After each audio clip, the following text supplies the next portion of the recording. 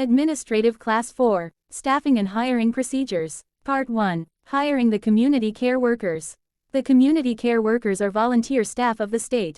Though they are volunteer staff, but their role in the state is inexhaustible because there are yet more territories to conquer. The major role of community care workers is simply to create centers, recruit members, and create membership clusters. A community care worker works based on target from their supervising state office or state coordinator. State volunteer funds and allocations. A community care worker is a volunteer staff earns allowance for the responsibility, not salaries. These allowances to aid their work. The allowance of a community care worker varies from chapter to chapter and zone to zone. It is at the discretion of their supervising officer or state coordinator. Payment of volunteers are done by the state coordinators from chapter or zonal revenue allocated to them from the national or regional offices. The amount of allocation to a chapter or zone is dependent on the size of their work or acquired workforce in the chapter or zone. The details on allocations and allowances of workforce shall be discussed extensively with state coordinators at job resumption. Your regional managers will brief you adequately. But a clue to it is, the size of your work determines the size of your earnings as a state. The foundation cannot fund the work beyond your capacity. Scope of hire for CCWs. The community care workers are a major workforce of the state coordinator. The larger the number of community care workers in your team, the larger the size of your administration. It is expected that a state coordinator should have CCWs in every target catchment. For example, if there are 30 local governments in a state, the state coordinator is expected to have at least 10 or more CCWs in each local government depending on their size to cover at least 10 towns communities in that local governments, making a total of 300 CCWs in the state. The estimated average workforce in a TLSID Foundation chapter or zone is usually around 500 or 1300 per chapter or zone respectively. Based on the example above, we understand that a pioneering chapter can rise to this number of workforce organically. This is why the procedures in this class are very important for a state coordinator. How to hire community care workers. To hire community care workers, you must start from where you are, your current area of influence. 1. Make a plan. The first step to recruitment is planning. You must make a plan, which includes A. Set your target.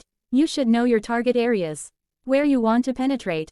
You have to be specific and clear on your target area. B. Volume of impact. This is a clear definition of the volume of impact you want to make and the number of person you want to reach in that target area.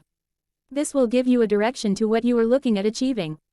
C. Target number of CCWs. As part of the plan, you must know how many CCWs you wish to hire in a target areas and this will be based on the target you have above. D. Method of advert. When planning you should be clear on the method you want to deploy in advertising the opportunity. E. Budget. You should calculate the cost for each method you wish to deploy and be clear on it. F. Duration. Be clear as to when you wish to achieve this task. This should include the duration you will use for recruitment to the deployment period and the time to achieve the set goals. G. Backup. You should have a backup plan in the event where your first plan fails. 2. Advertise the opportunity. A. In your neighborhood or catchment, the first place to consider hiring is in your neighborhood.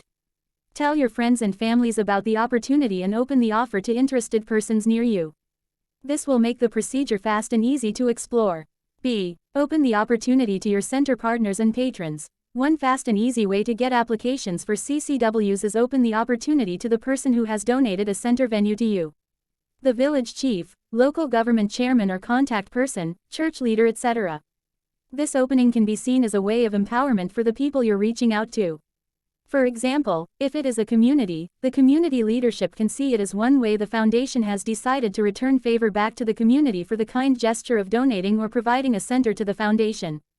C. Advertising on social media or social groups and platforms. This way can also be effective as it can also expose those within the catchment to the opportunity.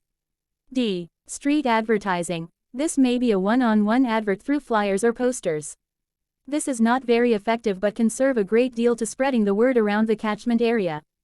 3. Selection. You will have sort out and select the best candidates for the job.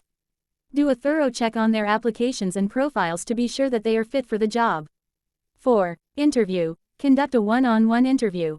During this time, you will be able to have a physical judgment on the character, ability, and capacity of the applicant selected. There are different methods to conduct an interview. You can deploy any one that best suit you. 5. Train. The job of a CCW is technical and very important in the goal to meet your target as a state. Therefore, it is very essential to train your workforce on the task ahead. There are special training guide for CCWs that you can use. 6. Hire. Your recruitment exercise is not complete until the TLSID Foundation regional and national office is in sync with your plan. Hiring CCWs must receive approvals from the head office before they can operate in that capacity. All of our CCWs are assigned special codes and enlisted on our staff community and payroll structure. You'll get more details in due course. 7. Post and deploy. Once their agent codes have been received, they can now proceed to their post for the job based on your directives.